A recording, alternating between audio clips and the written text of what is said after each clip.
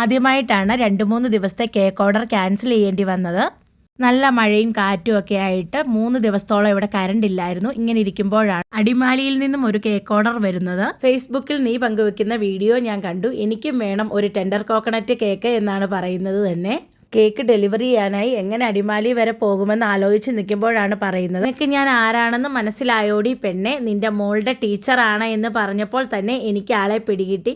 അത്രയും സ്നേഹത്തോടു കൂടി നിന്റെ മോളുടെ ടീച്ചറാണെന്ന് പറഞ്ഞ ആള് മോളുടെ ഏറ്റവും പ്രിയപ്പെട്ട ടീച്ചർ അൽഹിന്ദ് ടീച്ചറായിരുന്നു. 2 ദിവസം കഴിഞ്ഞ് തൂക്കുപാലത്തെ വീട്ടിലേക്ക് ടീച്ചർ വരുന്നുണ്ട്. അപ്പോഴേക്കും മധുരം കുറച്ചൊരു കേക്ക് ഞായറാഴ്ച രാവിലെ എത്തിച്ചു തരണമെന്നാണ് പറഞ്ഞിരുന്നത്. മഴ സമയമൊക്കെ ആയതുകൊണ്ട് നമുക്ക് കടകളിൽ കരിക്കൊന്നും കിട്ടാൻ യാതൊരു നിവൃത്തിയും ഉണ്ടായിരുന്നില്ല. ഇത്രയധികം പാടുപെട്ട് ഒരു കരിക്ക് കേക്ക് ചെയ്യാൻ വേണ്ടിയിട്ട് ഞാൻ ഇതുവരെയും ശ്രമിച്ചിട്ടില്ല. കഴിഞ്ഞ ദിവസം ഒരു വീഡിയോയിൽ ഞാൻ പറഞ്ഞിരുന്നു, എന്നെ സപ്പോർട്ട് ചെയ്യുന്ന ഒരുപാട് ആളുകളുണ്ടെന്ന്. കേക്ക് ചെയ്യാനുള്ള കരിക്ക് കമ്പത്ത് നിന്നും എനിക്ക് എത്തിച്ചു തന്നു. മൊത്തത്തിൽ ഈ കേക്ക് ചെയ്യാൻ വളരെയധികം ഞാൻ കഷ്ടപ്പെട്ടു. ചെയ്തുകൊണ്ടിരിക്കുമ്പോൾ കറണ്ട് പോവും, പിന്നെയും കുറച്ച് നേരം നിർത്തി വെക്കും. അങ്ങനെ ഒരുപാട് സമയമെടുത്താണ് ഈ കേക്ക് ഞാൻ ചെയ്തത്. കേക്കെല്ലാം ചെയ്ത് കഴിഞ്ഞ് ഞാൻ കസ്റ്റമറെ വിളിച്ചു, എപ്പോഴാണ് ഈ കേക്ക് വേണ്ടിയതെന്ന് ചോദിച്ച്.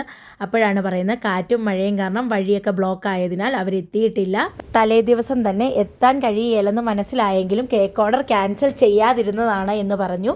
വാപ്പച്ചിക്കും ഉമ്മച്ചിക്കും കൂടി വേണ്ടിയിട്ടാണ് മധുരം കുറച്ച് ചെയ്യാൻ പറഞ്ഞത്. അതുകൊണ്ട് തന്നെ ഒരു ഉച്ചയൊക്കെ ആകുമ്പോൾ കേക്ക് വീട്ടിലേക്ക് ഡെലിവറി ചെയ്തോളാനാണ് പറഞ്ഞിരുന്നത്. ഞാൻ വരുമ്പോൾ നിന്നെ വിളിക്കാം, അപ്പോൾ എനിക്കൊരു കേക്ക് കൂടി ഉണ്ടാക്കി തരണം എന്ന് പറഞ്ഞിട്ടുണ്ട്.